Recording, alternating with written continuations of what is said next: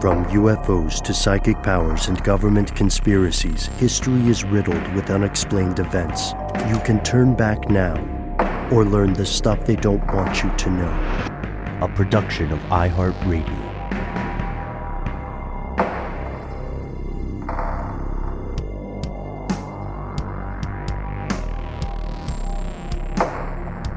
Hello and welcome back to the show. My name is Noel. It always takes me a second to start these when our compatriot Matt is gone because he usually starts it. Matt is on adventures and will return. They call me Ben. We are joined as always with our super producer, Alexis, codenamed Doc Holliday Jackson. Most importantly, you are here, and that makes this the stuff they don't want you to know.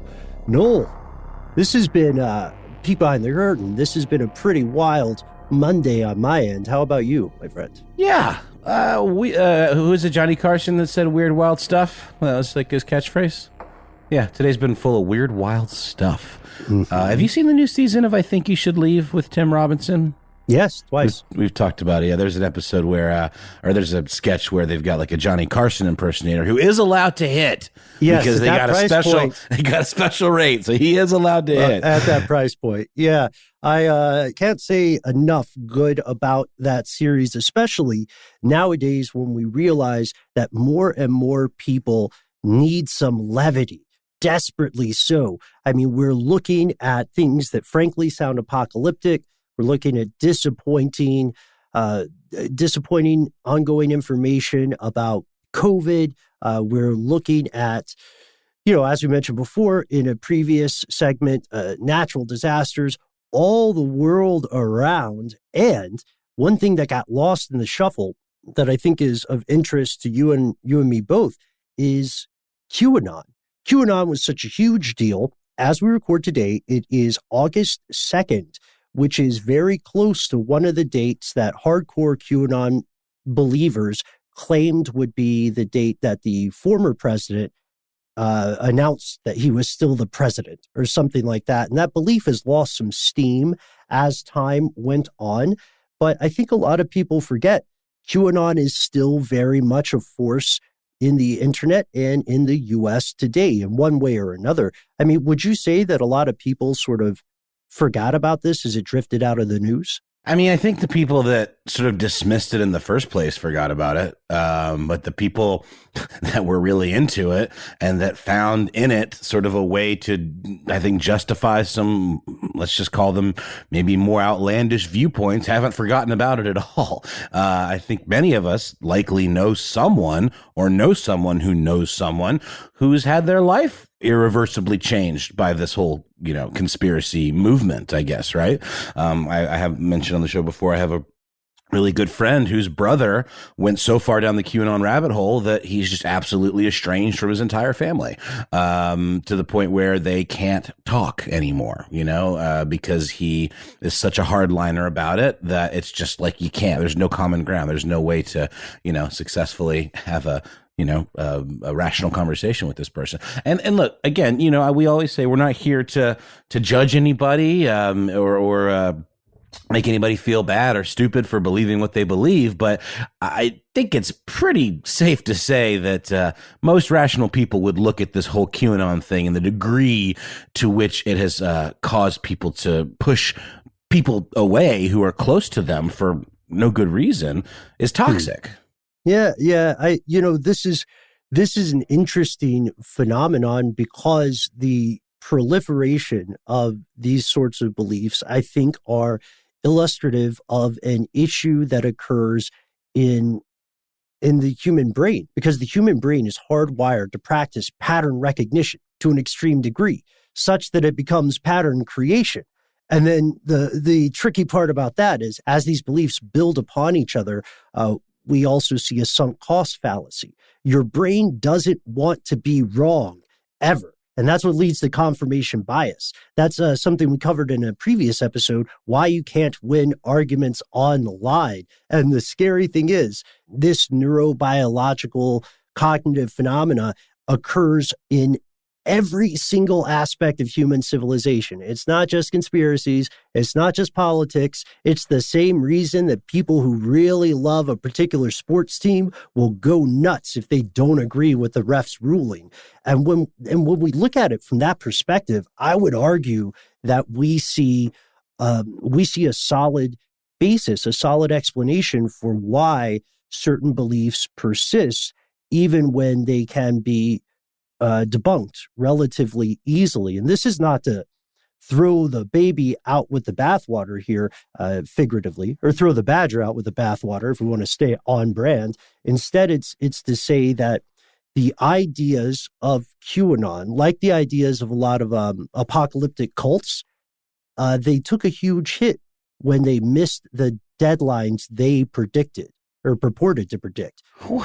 Sure. I mean, I think again, most people would use that as a sign that, maybe we kind of missed the mark. But oftentimes this is just an excuse for people who are, whether indoctrinated or whether they have some kind of agenda or what have you, to really just dig in deeper and say, no, we missed the mark because X, because Y, because Z, because of outside forces that are oppressing us.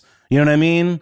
Like things like that. I really do feel like that's usually, it's not like all of a sudden you can talk to someone who is fully invested in a particular belief system or a cult or whatever and say, oh, well, we'll see, you didn't get it right. I thought it was supposed to happen yesterday. Well, reasons. You know what I mean? Witnessed by mental parkour. Yeah, because people are rarely unintelligent, but people are often misinformed. And the human brain is tremendously talented at rationalizing things, right? Rationalizing beliefs and rationalizing why a prediction didn't work.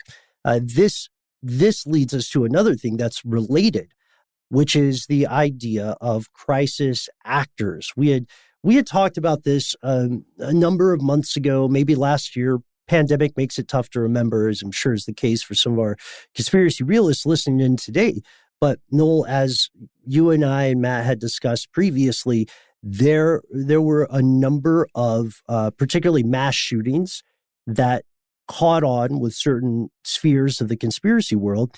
And soon enough, despite all the evidence, there were people trying to argue that these events were either A, greatly exaggerated, or B, never actually happened. And this was tremendously offensive to the survivors of the people who died in these horrific acts.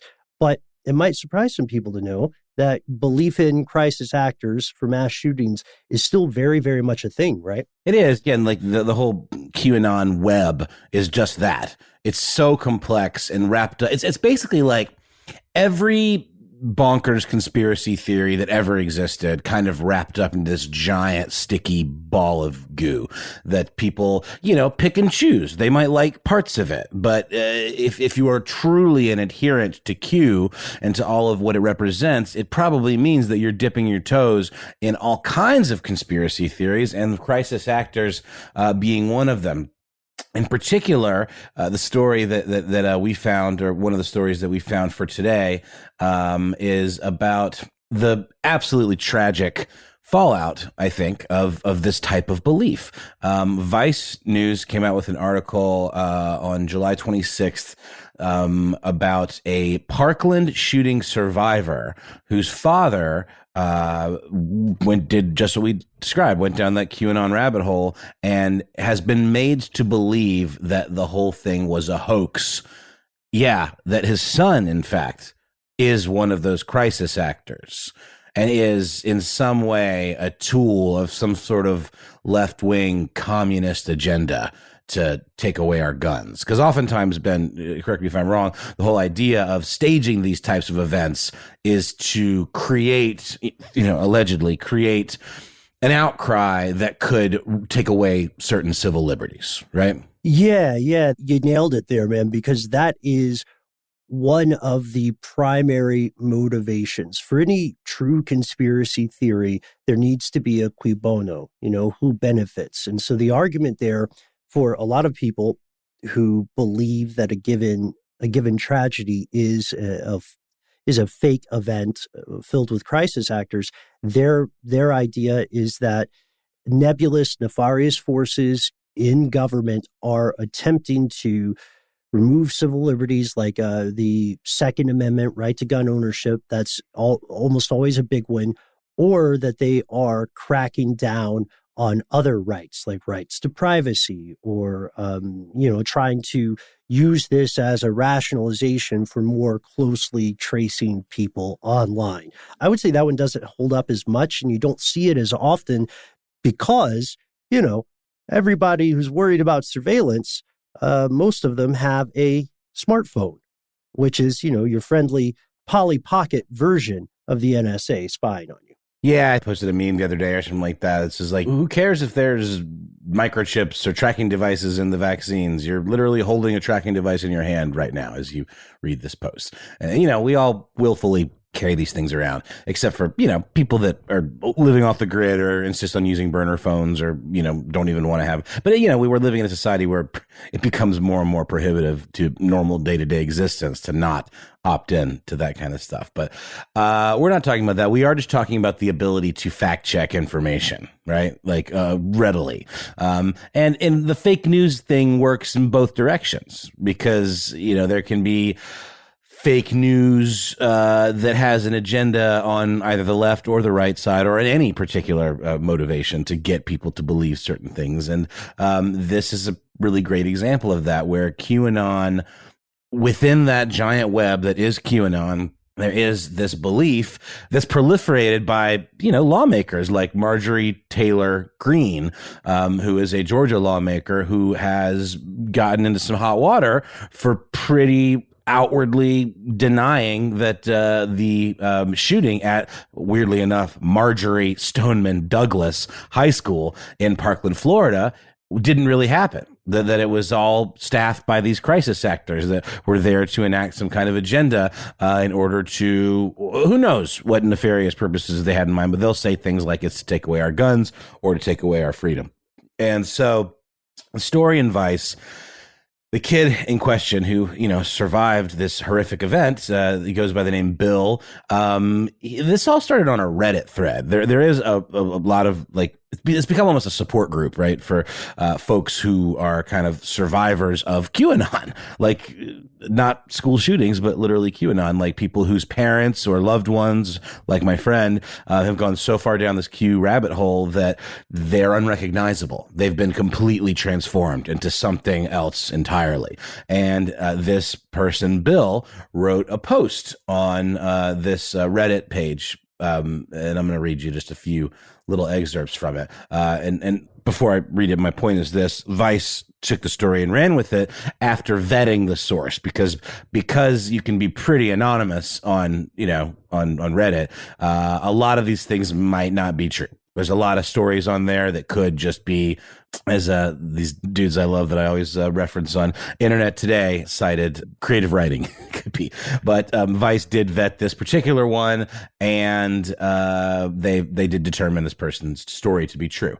And here's an excerpt from the original post on the QAnon casualties board on Reddit. I survived the Stoneman Douglas school shooting, and my dad is suddenly convinced I'm a liar and part of a false flag operation. Another name for, this thing staffed by crisis actors. And he starts it off like this. Sorry if this is long, but I got to get it off my chest. I think my dad has gone f***ing insane.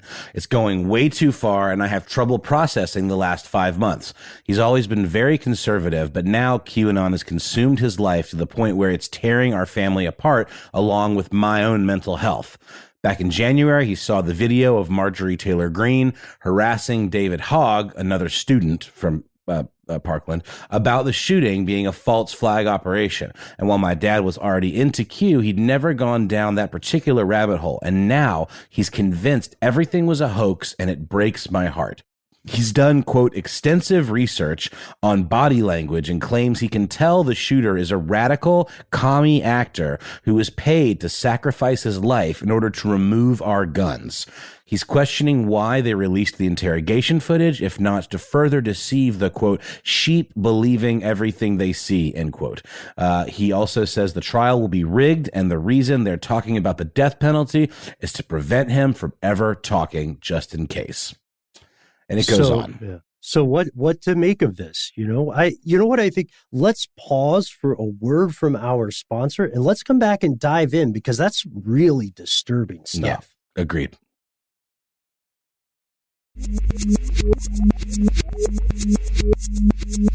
Okay, we're back. Ben, before the break, I read an excerpt from this young man's post on Reddit on the QAnon survivors page, and it ended with essentially just him saying how his father he picked up this whole, crisis actor false flag narrative from Marjorie Taylor Greene. And it's absolutely transformed him into a person that his son doesn't even recognize. I mean, what can you make of this? Well, I think one of the first things we want to point out is some of us listening along at home may be wondering, hey, why aren't the guys mentioning specific names here? This is all anonymous for the sake of this kid, right, who already had a lot going on. Just being in high school is stressful enough, right? So we're intentionally following the lead of reporting and obviously not doxing anybody. But what we can make of this is we can say a few things, and they're all running the gamut between heartbreaking and tragic. Imagine everybody growing up has probably been in some situation where your parents did not take your side of the story. For most human beings, it's something like they wouldn't agree that it was cool for me to go on this trip with my friends, right? Or to stay out late or something innocuous like that. But in this case, the kid survived an attempt on his life, and his father is throwing that out the proverbial window. At this point, it's tough to estimate the psychological damage that's been done to the kid. It's tough to put yourself in that situation, but we can only imagine the enormous damage to the trust in their relationship. Because if your parent will not believe you in a life or death situation, then what else will they disbelieve? He also said that he needed more support from his mother. I think he goes on to say that. And he feels like he will not be able to speak to his father again. I mean, this may be a deathbed situation. And Noel, the problem with these things is that people, again, neurocognitively speaking, or, the neuroscience of it shows us that it's very difficult for people to have a change of heart when they've doubled down on beliefs this way. And I've said on record before, this is only my opinion, that foreign powers waging information war, waging asymmetrical war, have brilliantly manipulated members of the American public with this. Those posts on Facebook that you see getting shared around, they may not be coming from the U.S., and they almost certainly aren't coming from people who actually believe this line of thinking. No, it's true. It's an easy target. So many people out there are lost feeling and feeling like they've been left behind or feeling like they've been ignored or excluded in some way from the America that no longer represents their values or what have you, right? And so it's easy for people to want to disseminate information that confirms their own beliefs or makes them feel heard, even if it's absolute bullshit. And that's why I think Q took off so much. Again, check out Jake Hanrahan's incredible iHeart podcast, Q Clearance, that really goes into all of this stuff and the minutia of it. When we had him on the show, that's also check out that interview we did with Jake. We talk about how QAnon is essentially like a decentralized cyber cult where this leader, quote unquote, may or may not actually exist. I mean, he's really, to me, more of a construct, he represents something, but I don't think I don't know. To me, it doesn't matter who Q is per se. I think it's more of a symbol of people's kind of malaise and people's just sort of disaffectedness and their need to have these beliefs in some way backed up and propped up. And I feel like that's exactly what's happening with this kid and his dad, or with this kid's dad. This is the part that broke my heart the most. This was an edit he did Well, he goes on to say, like, I can't go on living like this. I've asked my mom to give him an ultimatum to, have him seek professional help, cut off his access to the internet. Because this is another great example of internet as an addiction, internet as an obsession, But this edit here, even though I've definitely felt like it, I don't think getting physical would do any good at all. I instead try to remind him to look back at the texts I sent when I was 100% sure the shooter was about to enter our classroom. I mean, think about that for a second. Like, to present your father with a record of your son in absolute horror, thinking his life was coming to an end, to present him with that and have him still double down and say, I mean, he's literally accused his son, according to these posts, of taking money and of being part of this elaborate cover up, this elaborate hoax, his son. If you can't get through to someone like that, who's your father, and it seems like they're just too far gone. But he says, I asked him to look me in the eyes and still argue I'm able to fake what I wrote in those messages, but no luck. It's heartbreaking, but it's something that we see all the time. And again, I don't think this is a political issue at all. I really, really don't. This is much more of, like you said, Ben, a psychological warfare issue. This is weaponization of psychology and weaponization of manipulation, of turning people against one another, of dividing. And that's can be the greatest weapon of all. I really don't think of this as like a left-right thing or any kind of like political grandstanding thing. Because, I mean, a lot of these things aren't necessarily, I mean, I guess you could argue, yeah, I mean, sure, the idea of gun control is certainly politicized, but the level to which it's been just blown out of proportion and blown up as if this was even a reasonable way of getting that kind of thing done. I just don't understand how anyone could truly, truly believe that, Mm-hmm. I don't know, Ben. I mean, what do you think? Is this a political thing? Is it deeper than that? Is it more insidious than that? Like, what is the agenda here? And is it just like these are just casualties? This is like collateral damage, people that have taken it way too far. Because it almost, when it started, it almost seemed like a joke, like a satire or something. And then the people just really ran with it. Yeah. 4chan's not the most reliable news source, it turns out. What I would say is, if you look at the structure of these sorts of schools of thought or conspiracy, what you see is something very similar to the structure of a mythos of a cultic organization, cultic. What I mean by that is that in this sense, the goalposts are always moving. So a specific date and a prediction on a specific date not coming to pass simply means that there is a new explanation on the way. And as long as those goalposts move, then the game can continue. And for some folks, it is mental stimulation. It is a game, but at what point does a game, or maybe even an addiction, because a lot of these things can be addictive to think about, at what point does it become dangerous? I would argue it becomes dangerous when it interferes with your life and your relationships with the people who are important to you. That's true. I mean, it's the same measure of whether, say, a drug addiction has gotten serious enough or a gambling addiction has gotten serious enough, is when you can no longer function as a person in the world, whether that's, your interpersonal day-to-day relationships or your job or whatever. We're hearing about people literally just abandoning their entire families and their entire lives, their jobs, in favor of all this Q stuff. I just don't get it. But I guess I'm not the target for it, but maybe it is filling a hole in some people that we didn't even know was there, So I honestly think it's going to be something that will be studied and will be looked at and puzzled over and written about for years to come, because I can't think of anything quite on this level that's really like converted people en masse in this way. It's almost like a mass hysteria kind of vibe. But I think maybe we should move on. This one is a real downer. I feel for this kid and I feel for this family. And who do you even turn to, Ben, in a situation like this?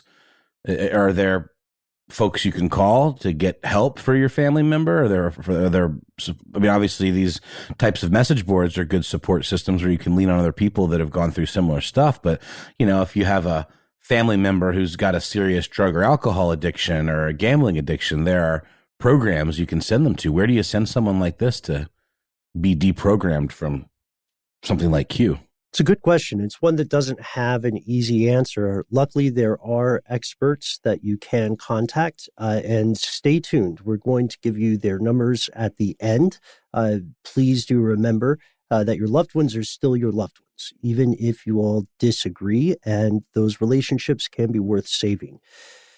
If, that is, people are still around to save one another, because we have a next piece of strange news today, which should, well, I'll say it, Doc, bleep me here. It should scare the ever-loving shit out of everyone. It doesn't matter what you believe in. What are we talking about? Well, we're talking about climate change, but not in the way you've heard it, not in the way that it's been politicized. As we say so often on this show, the politicization of stuff can stymie progress. You know what I mean? It gets you in a situation where everybody agrees there's a problem, but no one agrees how to fix it. Harumph, harumph, harumph. And climate change is one of those things, because corporations spent a great deal of money and political capital convincing people that climate change or the age of the Anthropocene was in fact fake news. Problem is, that was a lie. And it was a short-term lie. It was a hustle for some profits with long-term consequences. Now the bill is coming due. Oh, there was a sci-fi show, or a sci-fi film years ago, Noel, called Outbreak. You remember Outbreak? Yeah, with the monkey. It was the monkey's fault. Yes, that's very much. Outbreak came out in 1995, and it's what the genre would be described as like a medical disaster / thriller. Mm-hmm. In this, there was quite a dangerous disease that became zoonotic, meaning it could be transmitted from animals or other primates to human animals, or human beings. And this may seem prescient in the age of superbugs and pandemics, because COVID's not going to be the last one. It's maybe just the first of a new chapter, but something else is happening.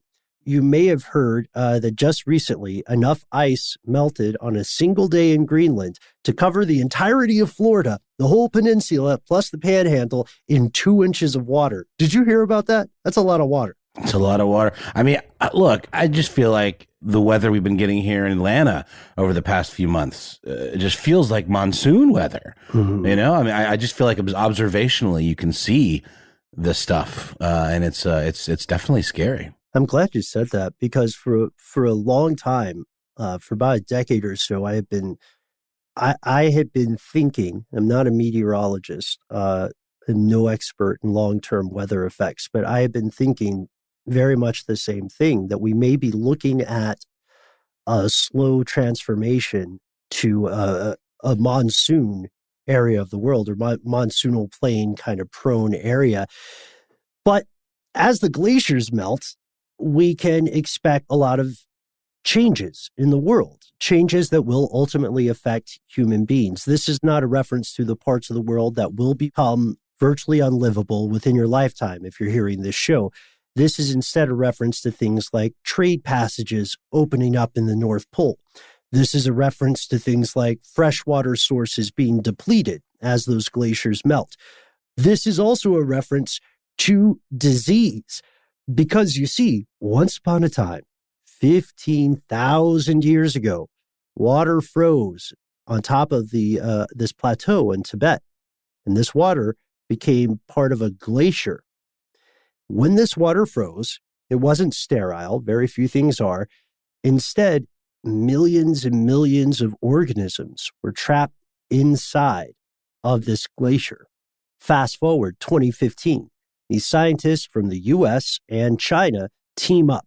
They drill down into the glacier and they say, let's see what we can find. Let's see what's popping, under the ice. And these studies continued. And just a few days ago, some findings from a related study were published in a journal called Microbiome. They found 33 viruses that are on the way, viruses that had never been discovered before, the majority of them. What are we talking about? We'll tell you after a word from our sponsor.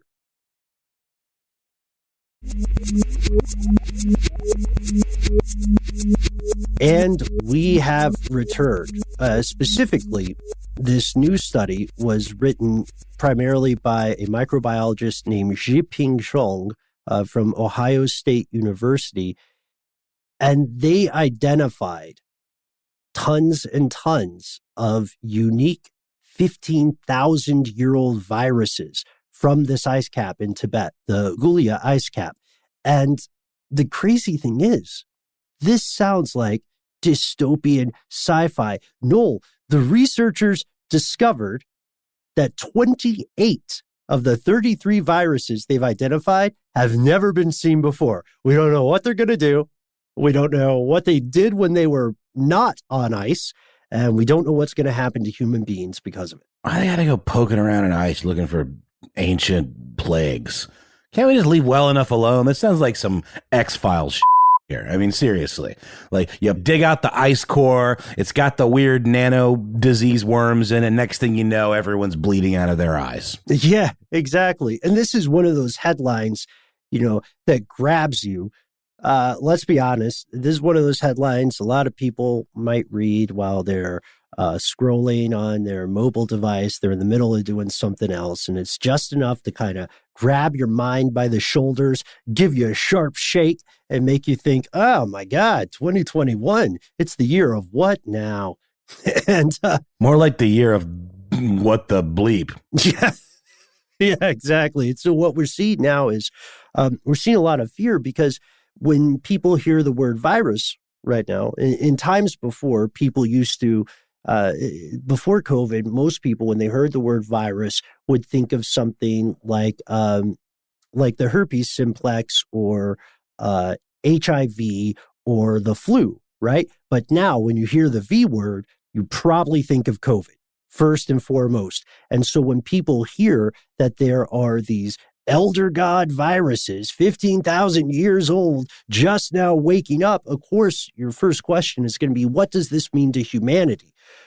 Well, it's weird because they're still working on this, but they believe that these viruses, a lot of them are extremophiles. They thrive in extreme environments.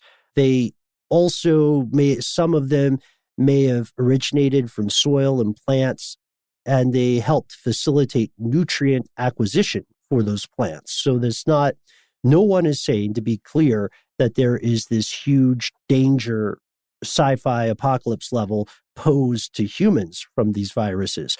But they're definitely on the way. And there are two very big, scary things about this, because Noel, as you and I and Doc and everybody listening knows, that's not the only glacier.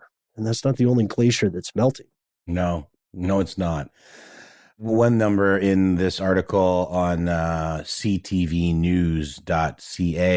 that you found mentions the fact that of those 33 different viruses that were found, 28 of them have never been previously detected, which sounds like a lot, but apparently by some estimates, the number of viruses that we are aware of is a number that I cannot even wrap my brain around. It is 10 nonillion, which is a 1 followed by 31 zeros.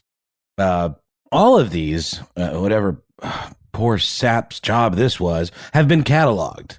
And obviously not all of these are deadly or like plague-like, but still. Nonillion. I've never even heard nonillion before. Have you been?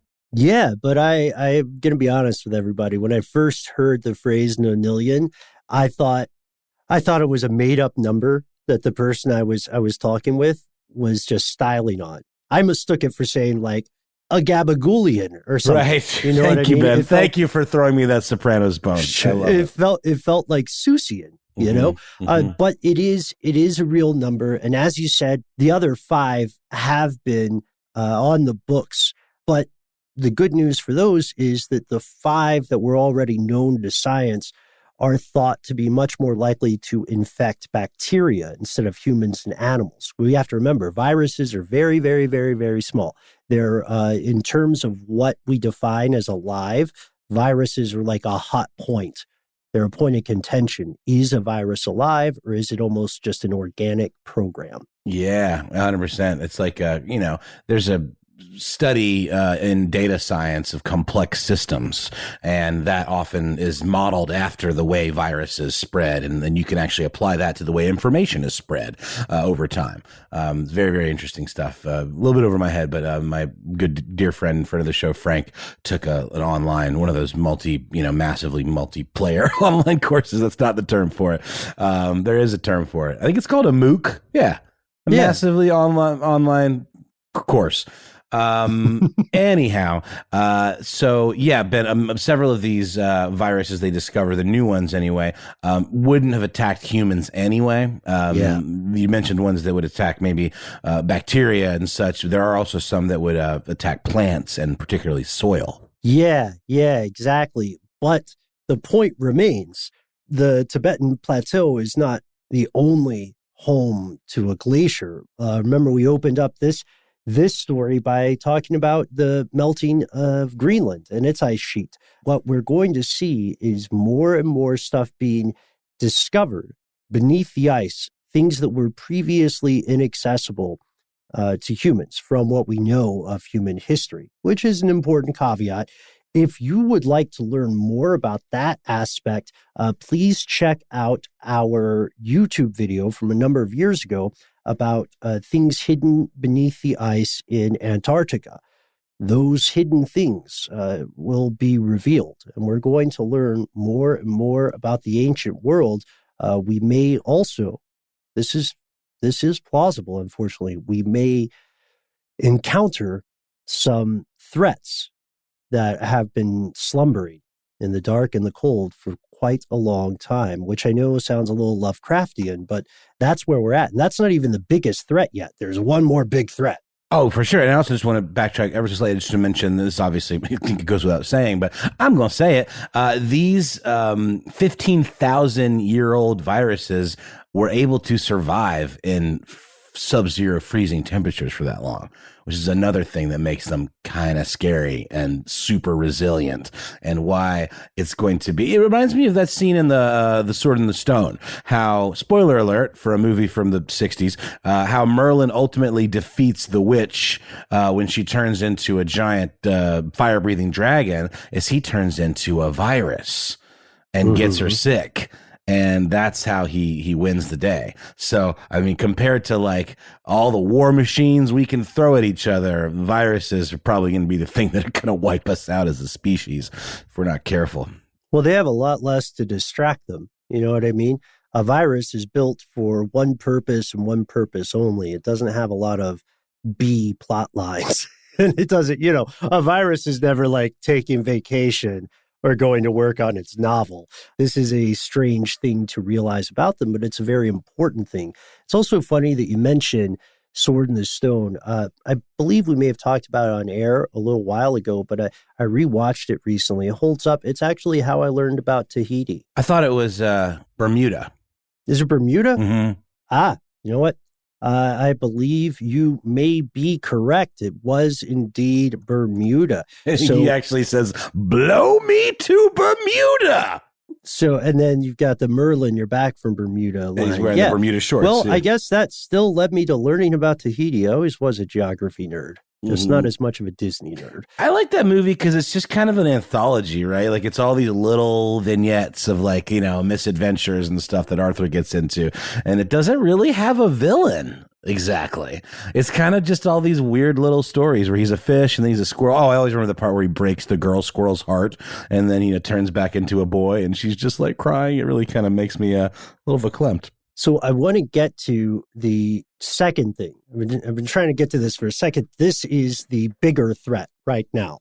This is what will make you verklempt if you plan to be alive for the next few years.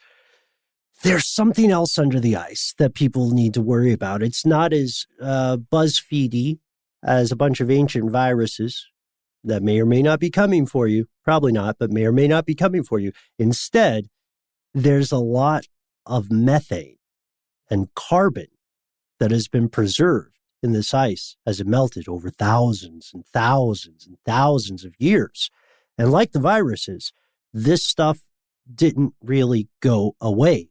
It was just, if you think of glaciers as a big closet or a big storage unit, then these massive reserves of sequestered methane and carbon are the skeletons in that closet.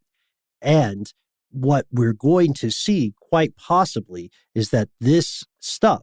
Is it like still flammable? Yeah, it can be, because right now it exists often as a solid in a stable state. It's called methane hydrates, and it exists in a very delicate balance. It needs a specific range of pressures and temperatures, and then if that balance gets tipped, it gets released, it makes its way into the atmosphere, and in its gaseous form, the methane particularly is one of the most powerful greenhouse gases. It will warm the earth 30 times more efficiently than carbon dioxide. So for anybody who's worried about climate change or rising temperatures in particular, and you should be the closer you live to the equator, this is like the ancient viruses are getting the news and getting the clicks and the attention. But what's more dangerous immediately is that glacial faucet that's slowly turning on the gas, and that gas is getting out. And there are going to be a lot of attempts to figure out how to address it in one way or another. But because of the way these things are melting, it's going to be very hard to stem the tide, which means that imagine you're speeding down an interstate, and speed limit is 70. You're going 85. And the speed limit, or the speed in this case, is the amount of pollution that's happening. You're going 85, and you're like, okay, I'm going to slow down a little bit. And you try to pump the brakes, but instead, you accidentally hit the accelerator. And next thing you know, you're going 115, 130. That's what can happen with this. And I cannot emphasize this enough. We're not talking in vague terms of geologic time. This is not in the next 3,000 years thing. It's happening now. And it is enormously important to be prepared. Why do you think so many well-to-do people are relocating to New Zealand and using every loophole they can to get there? Why do you think people are moving to the Great Lakes? Why do you think people are finding places away from the equator with potable water? There are people who are very conscious of this. They pay for these studies, and they may not be telling the public, right? They may not be telling their shareholders, but you can be sure that they are doing it. And with that, we have to end our story at this point, because that's where the story wraps up. Love to hear some updates on this, and I would love to hear, in your opinion, what the ideal physical location will be for long-term sustainability in a changing world. Like you said earlier, Noel, this is something that has been politicized to the detriment of the human species. There's really no need for it to be so. It just equated to short-term profit for corporations to lie to the public, the global public. And now, as we look at a world where climate refugees and climate-driven migration will be on the rise, this problem is only going to become more and more apparent. If you haven't watched Children of Men yet, the excellent sci-fi film, now might be a time to give it a gander. It is increasingly prescient in some ways. We'd also like to hear your experiences with someone that you feel has maybe gone off the deep end in terms of cultic organizations or really hardcore belief systems. There's one in particular that we can recommend based in New York, but I believe it is open to anyone in general who's struggling with this. It's a 24-hour hotline that provides services to former and current cult members and their family and friends. You can call them directly 24 hours a day at 212-582-9100. Thanks, Ben. That's super helpful. And if you want to give us a call, we have a number as well. It's 1-833-STDWYTK. Tell us any stories that you have of any loved ones that have been recruited into cults, or if you've had experience with that as well. It can be very, very instructive and helpful for others that are maybe dealing with that with their own families or loved ones. So please do. You have 3 minutes to leave us a voice message and let us know your name or what to call you. We love nicknames here on the show, and we will possibly use your message on one of our weekly listener mail episodes. If you don't want to do that, you can also find us on the internet. That's right. No, you can find us on the official Best page online, which is Here's Where It Gets Crazy, our Facebook community page. Shout out to the best mods in the business. That's where you can interact directly with the best part of the show, your fellow conspiracy realists. You can also find us on YouTube. We are Conspiracy Stuff. That's where you can see that video about Antarctica I mentioned earlier. And you can find us not just as a show, but as individuals. If you would like a peek behind the curtain at what I am working on and leading up to airtime, then follow me on Twitter at Ben Bolin, HSW, or follow me on Instagram where I am at Ben Bolin, BOWLIN. Noel, what about you? You can find me exclusively on Instagram where I am at HowNowNoelBrown. I got a Twitter, but I mainly just use it to lurk. So you will find no tweets from me there. But pretty active on the Instagram with the stories and the memes and all that good stuff. So hit me up there. If you don't want to do any of that stuff, you can just send us a good old-fashioned email. We are conspiracy@iHeartRadio.com.